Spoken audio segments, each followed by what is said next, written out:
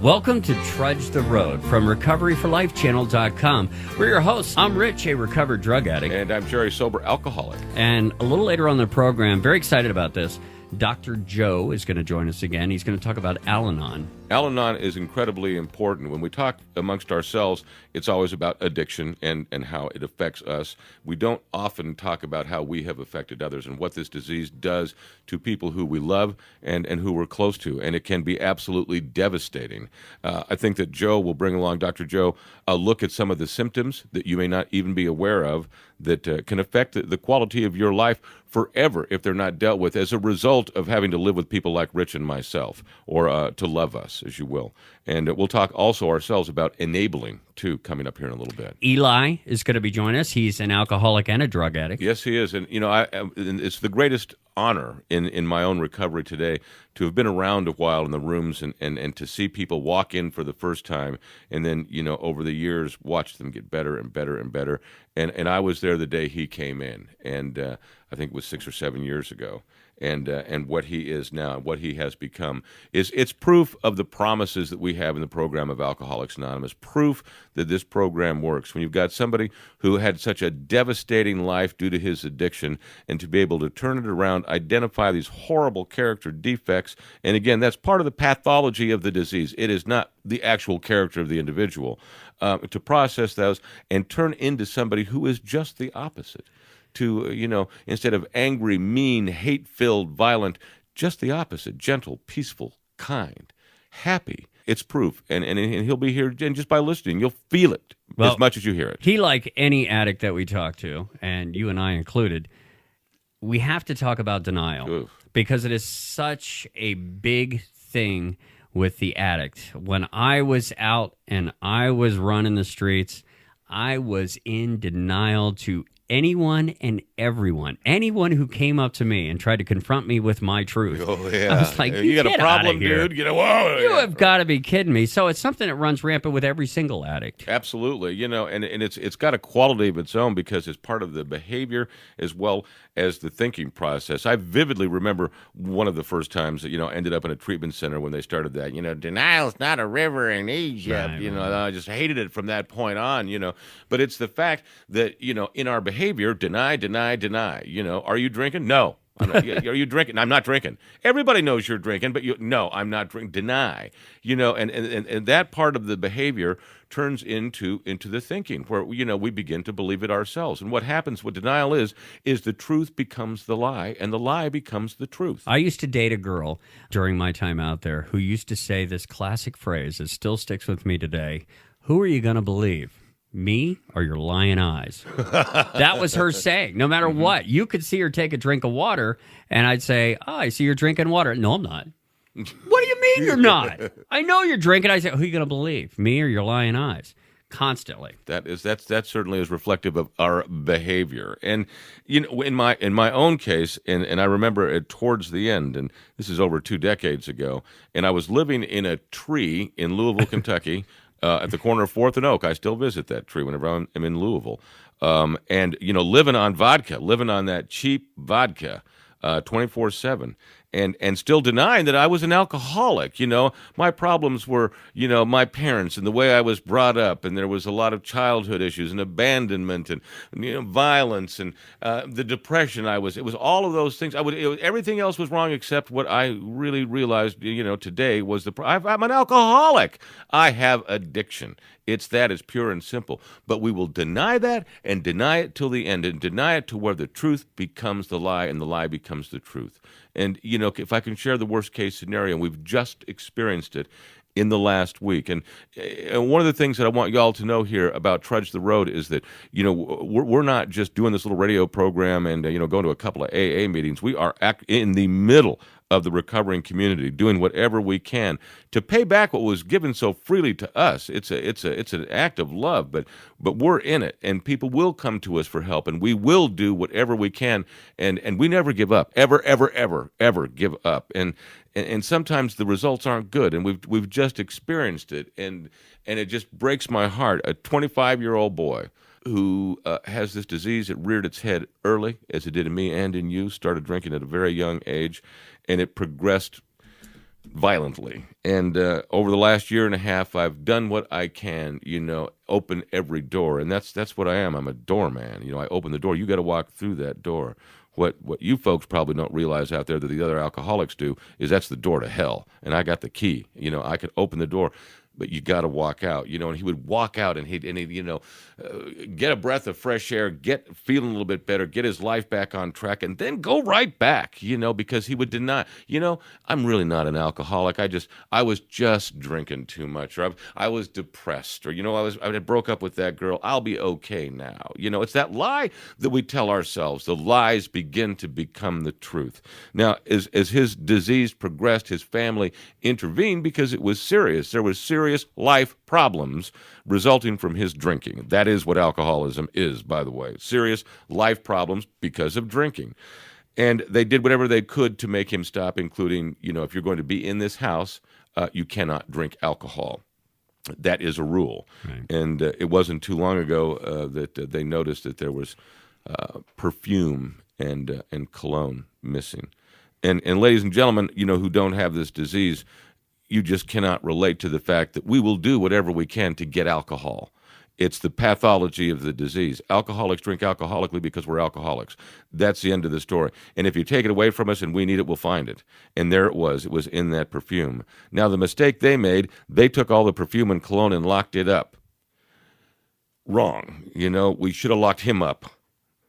And what happened was that these folks came home one day from work, and he was very sick with flu-like symptoms, and their assumption was that it was a flu. As a matter of fact, it had been in the house. Other people had been sick, and didn't give it a lot of concern for the first few hours, but he continued to get violently ill and begin to show symptoms beyond what would be classified as the normal flu. So it was time to go to the emergency room, and they remembered he'd been drinking, they thought, that perfume, and asked him, were you drinking cologne? Were you drinking perfume or vanilla extract or something of that nature that has alcohol? No, I wasn't. I didn't drink anything. I didn't drink anything.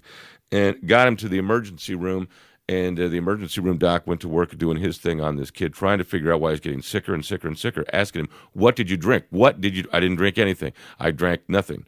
And then after a little while, after he vomited, if you will, the doctor said, I think he's been drinking Windex. Thought he could see something blue, smell it, or whatever. I said, I think it's Windex.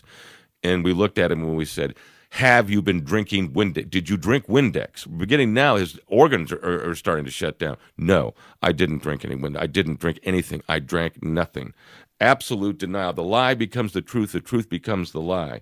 The father goes home, starts going through the trash, finds a container of empty windshield wiper fluid. Same color, blue, looks like that. Right. Calls the hospital. That's it. They know that's what it is now. And we go to him and go right to his face. Did you drink this windshield washer fluid? You are dying.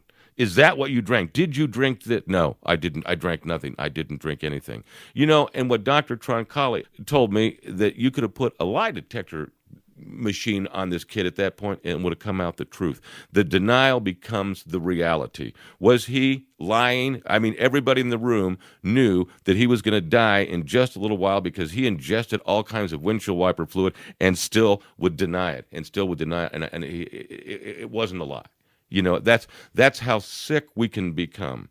And then, of course, it was on to the life support and till his organs failed and we lost him. And the very last breath that he took was, I didn't do it. Is the last words he said. I didn't drink anything. And a few seconds later, he was gone. And that's denial to the utmost, but that's reality, and that's the reality of this disease. We're glad here that so many times we bring the stories of success. I mean, we are people who have been experienced a miracle, and we want to share that. But there is the reality of what this disease does to most of us, and what I just told you is a reality that is happening all across the world, and it's horrifying, and we absolutely have to do something about it. And we have a plan here that was freely given to us that we're just trying to share with you. And if you will go to our website, which is recoveryforlifechannel.com, you can check out our blogs. You can check out our videos, our Recovery Cafe, and by all means, check out Dr. Joe's blog. Dr. Joe Troncalli, who will join us here in just a little while, does what it's his speech. It's famous within the recovering community. This is, of course, written about the lizard brain. Right. And I want to get that up on video because when he explains it on video, it's just spectacular. But it will be helpful if you are an addicted person or if there's somebody in your life who you love who is addicted. This will help explain why we do what we do. You can also catch us on Twitter. We're at RFL Channel. And also on Facebook. We're at Recovery for Life Channel. This is Trudge the Road from the recoveryforlifechannel.com. Coming up on Trudge the Road, Jerry talks with Eli, a recovering alcoholic and drug addict whose life has made a turn for the better since he found himself in the rooms of AA and NA on the Trudge the Road Radio Network.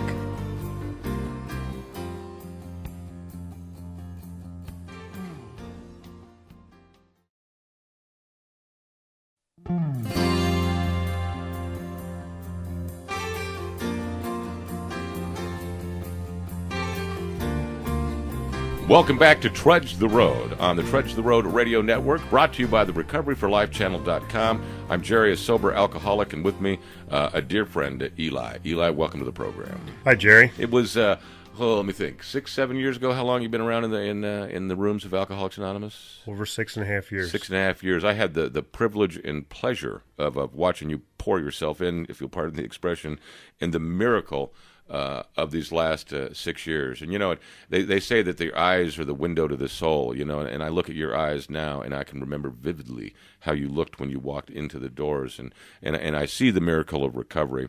And I appreciate you coming by here to share with us a little bit of your experience, strength, and hope, and to tell us, you know, how did you get here? What happened? Well, one of the turning points was watching TV under the influence, and a 5-year-old son came up and says, you know, hey, Dad, let's play. And I said, you know, leave me alone. Can't you see I'm busy? And it wasn't my voice coming out. You know, the narcotics had changed who I was, and I was ashamed of who I had become. And I was familiar with the program, having been court-ordered into treatment as a teenager and, losing jobs and seeking treatment. Lots of counseling with the family growing up, and parents were in Al-Anon, you know, putting the hammer down on me. So I knew where I had to go, and when I went to that first meeting, I was empty. Let me go back. Your addiction. As a child, you started using drugs and alcohol, correct? Yes. Okay. About what age? 10. 10. And you were at how old when you came into the rooms of Alcoholics Anonymous and stayed? I think it would be 32. 32. So that's a long, extended period of addiction with a lot of damage that I'm sure was done. Yes. When your addiction started, we go back 10, 11 years, what substance did you start with? Alcohol. Alcohol. And what substance did you end up on? Cocaine. Cocaine. All right. In that progression of the illness, we talk about the progression of the illness from the time you started till the time you ended. How much and what were you using? Everything I could get my hands on. Mm-hmm. There wasn't, as long time. as it changed the way you felt. The trouble was it wasn't changing the way I felt towards the end. It just wouldn't take away the pain. Can you describe that pain? You know, and I realize it's very difficult to articulate an emotion of that nature, but that feeling that you had that, you know, brought you through those doors. You mentioned shame before. You mentioned the child. To try to, well, it's easier for me to see it now in recovery, but I believe it was the absence of love. Love in what aspect? That I could neither give nor receive. I was filled with emptiness and anger and violence and nothing good. Hatred. All right, now I would describe you, knowing you well, as being the exact opposite of that. All of those, we'll call those character defects that you just mentioned, are not applicable to your personality now in any manner. And I know that for a fact. How did that happen? Through working the 12 steps, to starting off with that first step and surrendering that I was powerless over alcohol. And you believe that if you were to drink today, that you would be right back at the same place? It wouldn't take long. Just a little while. What is your life now like with 6.5 years of sobriety? Well, I'd like to say it's all roses, but, you still get laid off work. The hot water heater still springs a leak. I still have my share of problems, but I don't have any problem dealing with them. All right, terrific. So you're a family man, you've got a son, and that's a big part of your life? Absolutely. Tell us a little bit about that. That's one of the greatest miracles is to be able to contribute to my family. If I'm never a great contributor to society, at least I can pass some of my values on to my son. It's so important for them to have a healthy atmosphere, for children to have a healthy atmosphere to grow up. Growing up in addiction really causes some traumatic choices that they have to make at a very young age, being the responsible one, taking care of their parents. Exactly.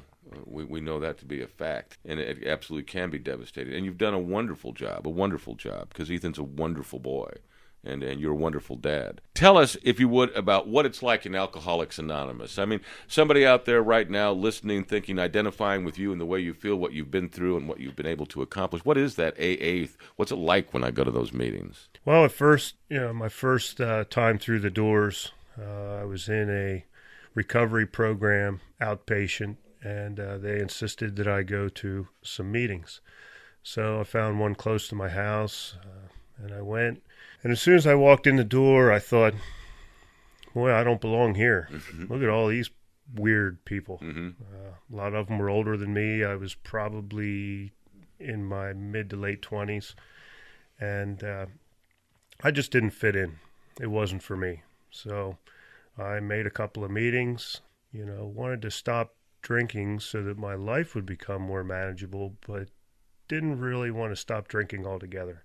Just wanted to kind of bring it under control for a while so I could get my life back. The great illusion. So I managed to get a few months of sobriety, and then relapsed. And several years later, when I came crawling back in the rooms on my own accord, that's when I realized that these people were my common brethren. The fellowship and the love that I received from those people is more than I could ever imagine. They are my family. Very, very close to several members of the local recovery community, and friends with all of them.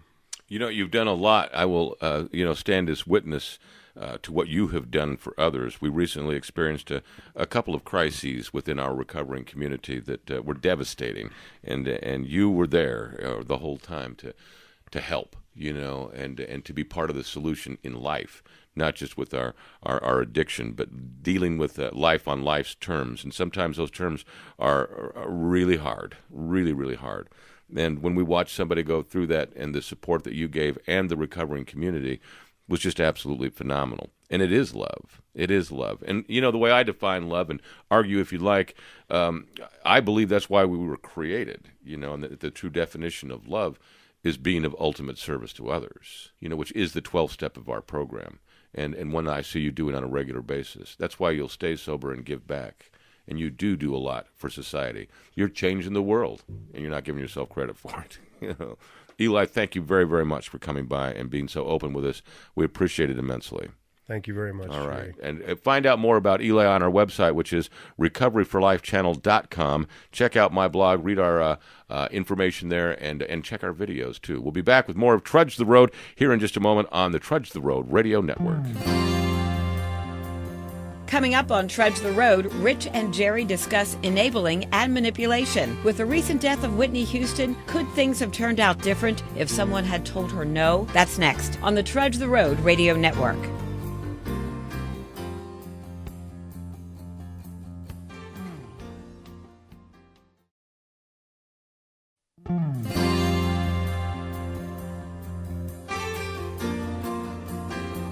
Welcome back to Trudge the Road, brought to you by recoveryforlifechannel.com. We're your hosts, Rich and Jerry, and I know Dr. Joe's coming up here in just a few minutes, and one of the topics he's going to touch on is Al-Anon and enabling. But I thought we'd take a few minutes to talk about it from our perspective, especially with Whitney Houston passing away a couple of weeks ago, and how sometimes these guys that get into this superstardom range tend to be surrounded by people who are, for lack of a better term, yes people. And they don't know how to say no, because basically their livelihood depends on it. We could talk about Michael Jackson. Same deal. No one could ever tell him no, because if they did, they would just lose their jobs, or they would just go away. Perhaps Lindsay Lohan, personal assistants, she went through like 10 of them, I guess. 2 years ago. I saw an interview with Piers Morgan and Nikki Sixx. Nikki Sixx is the bass player for Motley Crue. Right. And he was talking to Piers Morgan the other night about enabling. And he said that when he was in Motley Crue, and for those of you that don't know, Nikki Sixx is a recovering drug addict and alcoholic as well. But he also OD'd one time on heroin and died. They actually took him to the hospital, zero flatlined, and brought him back to life. And he said after that incident, once he got out of the hospital, he ended up going right back to his hotel room and shooting up the most massive amount of dope he'd ever done in his entire life. He said, but nobody around that band would ever say no. And it wasn't until his manager came to him and said, you know what, I'm out. I don't want anything to do with this band. I'm not going to promote this band. I'm quitting, before somebody actually stood up and said no. He said that was the very first time. And when he finally heard that, he started rethinking everything that he'd been doing. He said it still took him several years. He got clean, and then he fell, and then he got clean again, and today he's doing very well. But I think it just goes to show that people in these positions are surrounded by enablers. And even in real life, we find ourselves surrounded by enablers. And we have to examine what the other cause is, our manipulation, and that's what they're doing. If you don't do what I say, you lose your job. Well, that one's black and white.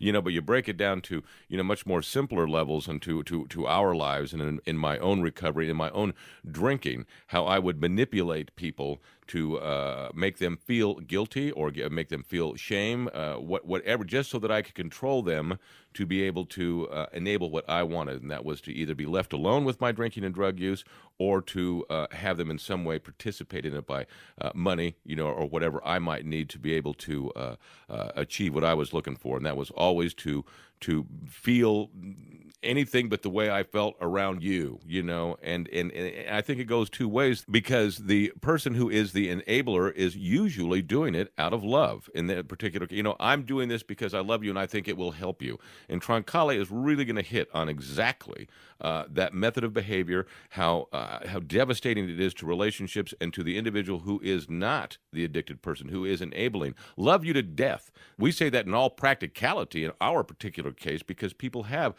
out of love, trying to protect us, have led to our deaths. And again, you can't miss Troncale. He's going to hit all on that. Would you say that enabling and manipulation is like a two-sided coin? I think so. I believe that, I can find that weakness in you, and I'm an expert manipulator. I think it's part of the pathology of the disease. I can identify the good part in you, the go to your heart, and where you're going to make an emotional decision. I want to help this person. I'm manipulating you to that degree where you're thinking you're helping me, but in reality, you're killing me. Because I'm getting what I want, and what I want is lethal. Well, in my own life, I have a relative that is currently going through addiction issues, and they call me on a regular basis and try to manipulate me. I'm not hungry, the best. I need food. Exactly. Right. That's what it always goes down to, the basic need. It always goes down, hey, look, I haven't eaten in a while. I need a pack of smokes. I need a place to crash. My feet are killing me. I have nowhere to go. Right. And I'm not the best person to come to when it comes to manipulation. We had talked about a game perhaps that you would play, and in the game, your relative calls you and asks you for some money, and you give it to him. You go 3 steps back. Yeah. 3 pieces back. Sorry, you're losing. Go directly to jail. Do not pass go.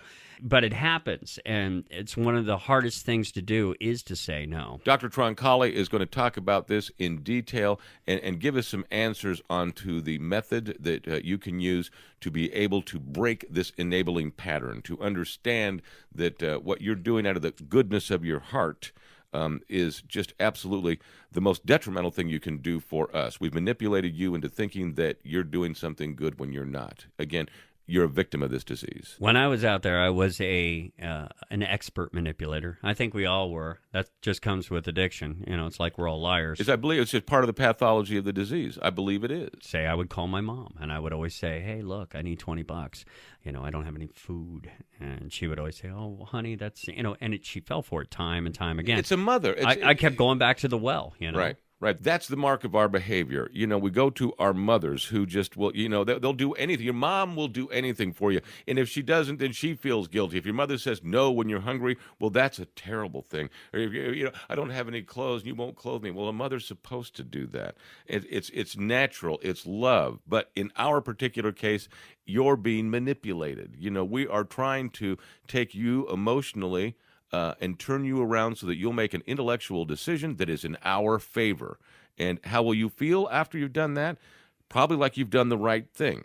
And then be depressed tremendously when the results are just drastic and just horrifying. Yeah, you find out that we were lying to you the whole time. But if you don't do it, and then, like, let's just say my mom finally caught on and started saying, you know what, I don't have the money. Right. I would get mad at her then. And then, of course, me being angry at her caused her to rethink the position. There you go. And if I just kept at it and just kept at it and just kept at it, Wear you down. Seriously, yeah, wear her down. Yeah, I've been on both ends of that. Get worn down enough where you just give in because you just wanted to shut up. We talk about our moms, but I mean, I did it to my friends. I did it to my family. I did it to my girlfriends. But, of course, in my path, I left a trail of destruction through my manipulation. When these people no longer became useful to me, when they would no longer enable me, they became worthless to me, useless, didn't want anything to do with them. I moved on to some new people I could perhaps manipulate. Yeah. When I did my 8th step, when I listed all of those people I had harmed, it wasn't hard to do because I just went back to my 4th step and it was all there and made the list of people, and it was a good list of amends, the list, and I was willing to make amends to them all. Now, that process of doing so has taken years and is a complete no. And will it ever be complete? No. But am I willing? Yes. And do I have to? Absolutely. I need to make amends to all of these people who I just so tremendously hurt, who were trying so hard out of the love of their heart to help me. They wanted to help me. They wanted to see me stop suffering. They wanted to see me stop acting the way I was. What can I do for you? You can give me some money. You can give me a place to stay. You can give me a car. You can give me a ride. You can gimme, and all right, I will do that because I want to help you. I want to help you. You're not helping me. You're enabling me to continue in my addiction. If you give me money for the clothes, you give me money for the shirt, I'm going to the liquor store or I'm going to the dope man. It's a lie. We all do it. So in reality, and as I said, Troncalli talks about this in detail, how to say no and not feel guilty about it. Well, we talk about Whitney Houston and we talk about Michael Jackson. I don't know if there's so much guilt involved with those people. I don't know that they felt guilty. They were isolated. They were obviously in a different level than you and I. They're the same, but they're a little bit different. Their sociology is out of whack. Because I wasn't surrounded by yes people. I was surrounded by really no one because I would get my dope and I would just go off into isolation. We can talk about a lot of celebrities with drug issues, and I think this most recent one, Whitney, has really spotlighted addiction, and the anonymity is kind of going by the wayside with these people because they are out there thanks to websites like TMZ.com. Mm-hmm. They're reporting the Lindsay Lohan drug mess. And more of these people are highlighted. Back in the day, things were a little more secretive. You really didn't know that this person was an alcoholic until they were already gone. But now, with the internet and public awareness about these kind of things, it seems like more and more of us know about the intimate details of someone's personal habits. Yeah, but it's all for the wrong reason. It's morbid. It's voyeuristic, actually, in the way that we look at the demise of these people. When in reality, we need to look at what is killing them in this disease and take it out of the shadows and into the spotlight. Now, as you know, I'm an Alcoholics Anonymous historian, and I go to a meeting of AA every day. Been to one every day for the last almost 24 years. Never miss it. And I do respect the fact of anonymity. And I'm never going to tell anybody that I've seen you in the rooms of Alcoholics Anonymous. Never. I would never do that. And would respect the same. However, it is time. And that's why this radio program exists and recoveryforlifechannel.com exists, is we need to bring this disease out of the shadows and under the spotlight because people don't believe it's a disease. They don't believe it. They think that, it's an issue of character. It's an issue of morality when we know it is a disease. And I think that plays to a certain degree into the shame and guilt. The fact that we meet cloak and dagger, if you will, kind of, in church basements at night, and we only use first names, playing into that guilt, playing into that shame. It's nothing to be ashamed of if you are an alcoholic. You don't have shame if you suffer from kidney disease. You don't have shame if you're a diabetic. But if you've got alcoholism, if you've got the disease of addiction, you've got shame. And there is no reason for that. And it is a big part of why we do what we do, is that continuum of shame, that aspect of our personality. It becomes much more than an emotion. It becomes a driving force in our life. And it's because so much of it is the way that we are looked upon by society in general, as people who are suffering from moral problems, from character issues, and that is not the problem. The problem is the disease itself. Alcoholics drink alcoholically because we're alcoholic, and the ramifications of our behavior are the pathology of the disease. Once the world knows that, we can find some more solutions, but it's got to be brought from out of the shadows, under the spotlight. And that's what we're doing here right now. And that's why we're willing to sacrifice our anonymity to drag this thing into the public eye so that it can be seen for what it needs to be seen as. And it is America's #1 health problem. If you go to an interview and you say, hey, look, yeah, I used to have kidney stones, not that that would come up in an interview, but let's just say it did. It would be no big deal. You go, oh, wow, I'm sorry to hear that. My brother had that. Yeah. But if you go into an interview and you say, yeah, I used to have a drug addiction. I was strung out on crystal meth. Immediately, I bet the chances of you getting that job are severely diminished. And again, that's just the perception that we have. And the reality is that when we are in recovery, is that we enjoy all of the benefits that God could possibly give to the good character of a human being. That's the 12 steps of Alcoholics Anonymous. That's what is the result, is a person who is selfishness and self-centeredness doesn't exist anymore. What I care about, and today what I care about is you. When you first got sober, did you tell people that you were an alcoholic, or was it still a social stigma to the point where you really wouldn't bring it up in certain company? You know, when I finally did get sober, I only hung around other sober people, you know, so that, and I had to. I have alcoholism that bad.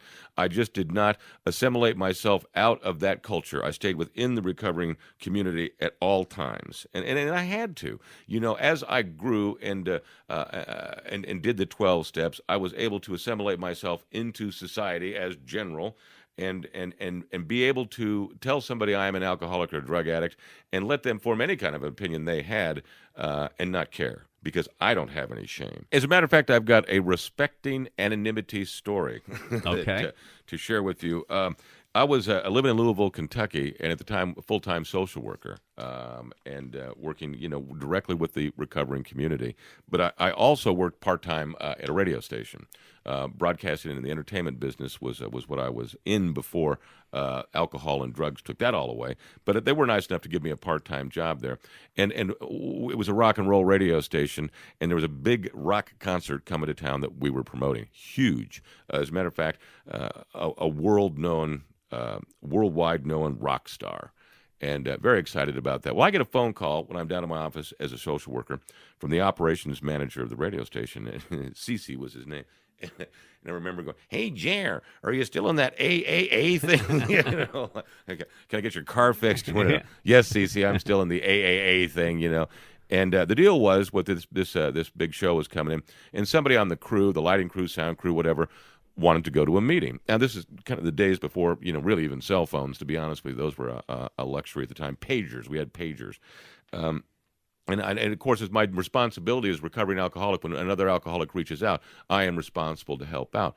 And I would be glad to take him to a meeting, honored to take him to a meeting. Got a hold of the guy, and it was a Friday. And I said, you know, the only meeting really that is, you know, we can get to in this time frame is at 3:00 at the Token 3 Club, Louisville, Kentucky.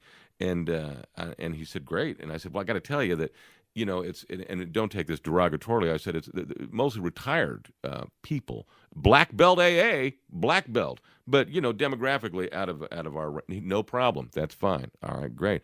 Pick you up at 2:15 at the venue. So, and at this time, I'm driving a car called the Alcoholic Hippie Social Worker Mobile. It was a $200 car I was making payments on, you know.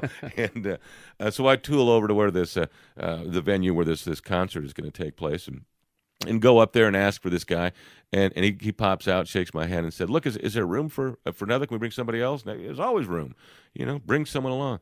So I'm sitting there just kind of waiting, you know, and all of a sudden he walks back out, and standing with him is one of the biggest rock stars in the world, who looks at me and says, "Mind if I go?" And I remember just being, I was in shock. All I said was, "Okay," you know. And so Let me now, get this McDonald's bag out of the back seat. that's what was there, stuff like that. And here I want you to know that I only imagined this guy to be traveling in limousines with police escorts, helicopters above. That big of a star climbs into the back of the alcoholic hippie social worker mobile, the $200 car I'm making payments on, and off we go. To the meeting. I don't even know what to say. Well, they're asking a lot of questions that you would about Louisville, Kentucky. Where's Churchill Downs? Where do they make the whiskey? It's all right there. And it takes me a minute to focus. We get to the meeting, and I'm thinking, oh, my God. Now, of course, I'm well known in the recovering community, and here I am with one of the biggest rock stars in the world. Ooh, this is going to be huge. So we go into the meeting. Now, remember, I told you, people a little bit out of our demographic. Sit down. It's a round robin. Everybody shares, and not a single person in there recognizes or knows who it is. And it's killing me. It's to the point where when it's my turn to share, I'm using lyrics from his songs. And nobody knows. It is making me nuts. So the meeting ends, and we go back down from the Token 3 Club and get into the alcoholic hippie social worker mobile. Go back down to the venue where they're going to play that night, and they get out of the car, and the last thing he says to me is, "Can I chip in a couple dollars for gas?" and I remember going, "No, dude, I got it." All right. Now I'm like, oh, I'm jumping out of my brain. So I call my sponsor, Burns, Burns, and I tell him, and he says, "Stop the boat right there, big boy." I go, "What are you talking about?" He said, "You can't tell anybody else who that was." And I said, "Why?" "Anonymity." And I won't use the exact word I use. "Well, that doesn't apply to this case." And he goes, "Well, take a look at it. Take a look at what really happened there. They used you, pal. They knew that if they were to say, 'Hey, would you pick up this major rock star and take him to an AA meeting?' Everybody in Kentucky and Indiana would have been there because you'd have told everybody. Am I right?" And, of course, my response, "Well, maybe not everybody, but I may have mentioned it to a few hundred people." Yeah. And so they used this other guy to get me to get there so that this guy can go to an AA meeting and get his recovery anonymously. And God's role in this, two roles in this. Number one, he saw that nobody bothered this man because he was a world-known rock star. He was an alcoholic just like everybody else in that room, and he was there for the exact same purpose as everybody else in that room, was to get and to stay sober within the program of Alcoholics Anonymous. The other thing that, I know today, what God did that just for me. That was for me. And I've never, ever, and this was in 95, 96, right around there, I've never told anybody. And it's killing you too, isn't it? It is. Yeah. I'm sitting here thinking, when we shut these mics off, you best tell me. I won't. I won't. I know you won't. I know you won't. And not because of the anonymity thing. Really, I wish I could say that I'm such an AA guru. It's because I believe that God did that for me. That was just for Jer. One of the little things He throws us along the path to let us know that I love you, I care about you, I'm thinking about you. Here's a little something for you. But God is some little twisted sense of humor always has a little something in there. And for me, that's my story, and I respect anonymity from that moment on. I have. Yeah. Well, I'll be honest with you. It's good to hear that rock star that you will not tell us who it was. I will tell you this: that rock star is still clean and sober as a judge. That's awesome, man. That's a great story as well, and it's good to hear that he's not surrounded by enablers. He's got people that actually come out and get him to where he needs to go. He needed that meeting, and he was able to get that meeting without a bunch of yes men standing around going, "No, man, why don't you just hang out here? We'll do some lines before we go on stage. You know how much better you sing when you're high." Yeah, oh, yeah. So, that brings us full circle here when it comes to enabling and anonymity. And I think we've covered both topics very well. And I'm very excited about Dr. Joe coming up. Oh, sweet. Yes. And talking. So that's in just a few. We are Trudge the Road. We are from recoveryforlifechannel.com, and you can catch us on Twitter, RFL Channel. You can also catch us on Facebook, which is Recovery for Life Channel. I just wanted to say thanks to Matt, our producer, who's sitting right behind the booth there. Does a great job. Does a great job. Yeah, all right. We'll be back with Trudge the Road in just a moment. Coming up on Trudge the Road, Jerry talks to Dr. Joe about enabling and Al-Anon on the Trudge the Road Radio Network.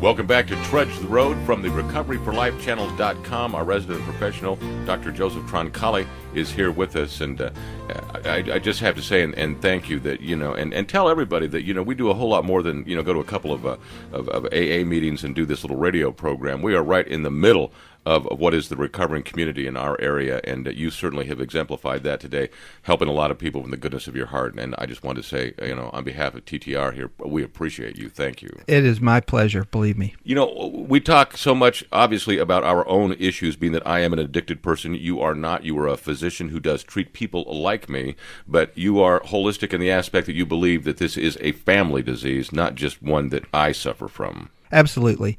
Well, when I was in my training, one of the things that I was taught, this was before knowing anything about addiction and Al-Anon and that sort of thing, is that there was always a thing called family systems theory, which talked about how one person in a family generally doesn't cause the problems in the family. Generally, everybody's a part of any problem in any family, if that makes sense. Mm-hmm. And so what Al-Anon does is it basically gives people the opportunity to find out what they need to do for themselves, for people who have a relative or a spouse or someone in their family who has the disease of alcoholism or drug addiction. Now, the reason I'm mentioning family systems theory is because I'd like to just talk a little bit about how there's principles about families in general that fit right into helping families with alcoholism. One of the things that happens in families that have alcoholism is that they have what we would call in family systems theory a homeostatic pattern.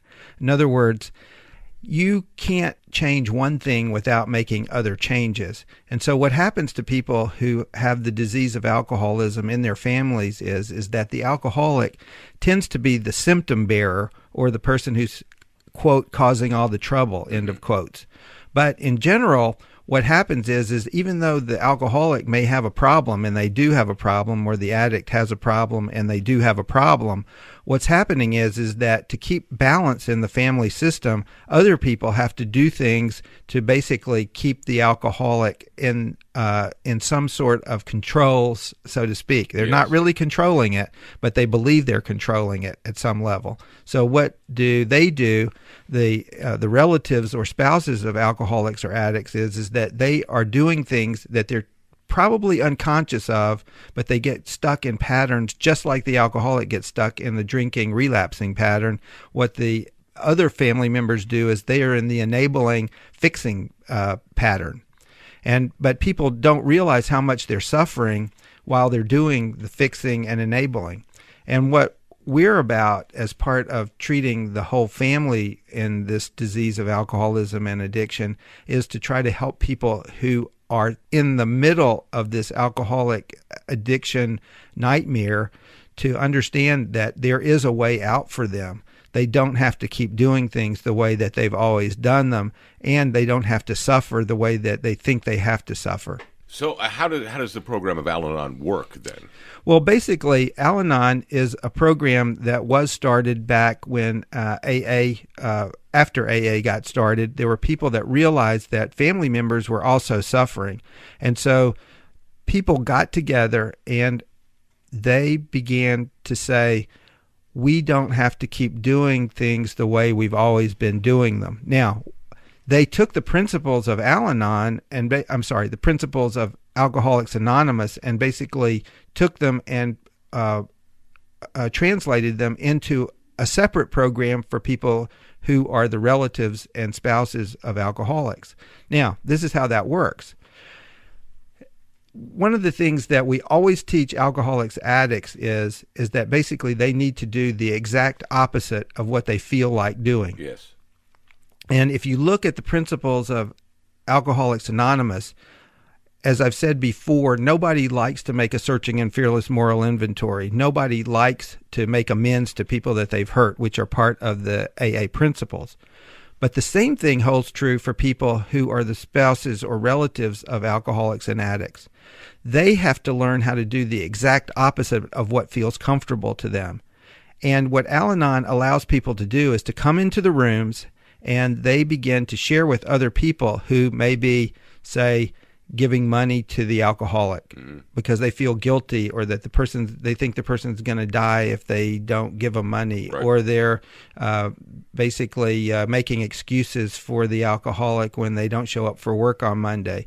Now, they're doing it thinking that they're actually helping the alcoholic save his job or her job, or that they're somehow keeping the alcoholic's reputation alive, intact, and all that sort of stuff. But what's really happening is they're just allowing the alcoholic addict to continue to do exactly what they've been doing. So they're a part of that problem, but they don't realize it as such. What they believe is that they're helping. Right. And what Al-Anon teaches people to do is that they teach people to be honest. And as one of the people that's in Al-Anon that I respect a lot says, they learn how to say what they mean, but they don't say it mean. And so they tell the alcoholic, look, you may be missing work this Monday because you've been drinking all weekend and that sort of thing. Now you're going to have to call your boss yourself and tell them, I'm not going to call and make an excuse for you. Now that might sound like, that's pretty easy. But for somebody that's been doing this for 20 years or something like that, it's a huge thing to teach somebody to be able to have the alcoholic actually take responsibility for themselves, which again is part of their treatment. Because again, until the alcoholic has to face the music or do what they need to do for themselves, they're not going to get better. And that is a real big mental change for somebody who's been living with addiction or alcoholism from both sides, both the alcoholic addict and the person who is the spouse or relative of the addict. Someone like subconsciously enabling. Absolutely. And some people do it subconsciously. And I've seen people who have been in Al-Anon for a long time. They're still doing it, but they recognize over time that probably they shouldn't be doing this anymore. It might take a long time. It's just like an alcoholic may not get sober the first time around. People who are in Al-Anon may not all of a sudden stop enabling, right. But they begin to see and they begin to share their experience, strength, and hope with other people, and they begin to hear stories about, well, maybe you could do it this way, not the way you've been doing it. Let me give you my perspective from where I sit on the opposite side of the room, is the fact that I can tell you that the rooms of Alcoholics Anonymous and Narcotics Anonymous are filled with people who are happy, healthy, and prospering in life because someone cut us off. Absolutely. Someone said no more. And, we look at that today from our perspective as the one of the most courageous acts of love that there possibly is to take us and cancel it. Absolutely. And how difficult is it to tell perhaps parents that they have to kick their 21-year-old child out of the house because they refuse to do what they need to do to stay clean and sober? Now, again, that might sound very harsh or not loving and that sort of thing. But if they've done everything else and the person is not listening to what they're telling them, then at some point the support that they feel that they're giving someone needs to be withdrawn so that person who has the addiction can actually deal in reality with life on life's terms. They continue to feed them, clothe them, take care of them, all this sort of thing, and make excuses for them. And they suffer, the people that are not the addict or alcoholic suffer a great deal because of that, but they see that as sort of a red badge of courage. Mm-hmm. And in fact, it's the worst thing they can be doing for their alcoholic addicted relative, because that person will never grow up. They will never see what is actually the reality of their addiction. Now, I look back at my own addiction in that exact position and the level of manipulation that I had, or I think I'm looking at the right word, is, when confronted with my behavior, and if you don't change, you're out of here, I would always find some way to manipulate my way still. Okay, I will do that if you do I'm talking about always some type of compromise that was in my favor that would buy me a little bit of time. And I became an expert at buying myself a little time, and it worked. And I realized today, each time I bought myself a little time, the significant other was just getting a little sicker. Again, Al-Anon provides a support system for people who are in that sort of a situation. In other words, somebody could go to Al-Anon and say, I kind of think I'm being manipulated, but I'm really not sure. And they can get support and strength from other people who would say to them, in my situation, I mean, we're not supposed to give advice or anything like that, but in my situation, this is what I did. And that gives people a different picture show, as we say. In other words, it gives people a different way of looking at the problem so that they can actually say, well, maybe we should try this because everything else we've tried isn't working. Mm-hmm. And it gives people the opportunity to actually make change.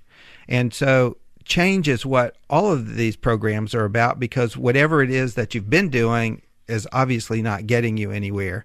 But to get people to actually think of, for instance, doing something that they would in the past look at as harsh or too difficult for somebody to tolerate, or that it's going to ruin the relationship, or they won't come back, or all these sorts of things. Hey, they're learning that, guess what? The person might actually take responsibility for themselves if I stop fixing it for them. That's it. If that's when it will work. Right. And it's so counterintuitive. It's completely the opposite of what people are taught sometimes. And again, I have to be very careful when I talk about these sorts of things, but like in church and that sort of thing, you're taught to love other people. Right. You're taught to do for other people and that sort of thing. That works for everybody but addicts. Exactly. And to actually think about that in a way that's very counterintuitive, that you're actually helping people by making them take responsibility for themselves, is a very foreign concept to a lot of people. There's a great story one time where we were talking to a family that had like a 60-year-old alcoholic, and the 80-year-old mom was there with the 62-year-old daughter, and the alcoholic had not stopped drinking over 50 years or something like that, and the mom asked the question in group therapy, like, what's going to become of my son? And the daughter said, he's already become, Mom. And the whole thing of it is that people are so used to things being the way they are, and they lose track of time, they lose track of space. You wouldn't take an intern, for instance, in a company or something like that and say, well, you're going to be an intern for the rest of your life because this is all we think that you can do. No, you make them have more and more responsibility. You take children, you eventually, hopefully, release them to be on their own and that sort of thing.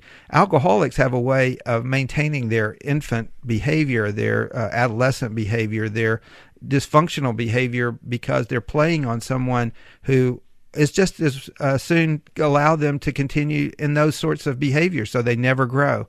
And so again, the person who is the relative of the alcoholic or addict continues to suffer, and the alcoholic addict continues to suffer. Again, on my perspective, I know we're kind of running short on time here, is that, I have the opportunity to speak at a lot of Alcoholics Anonymous, Narcotics Anonymous, and most recently, Al-Anon conventions.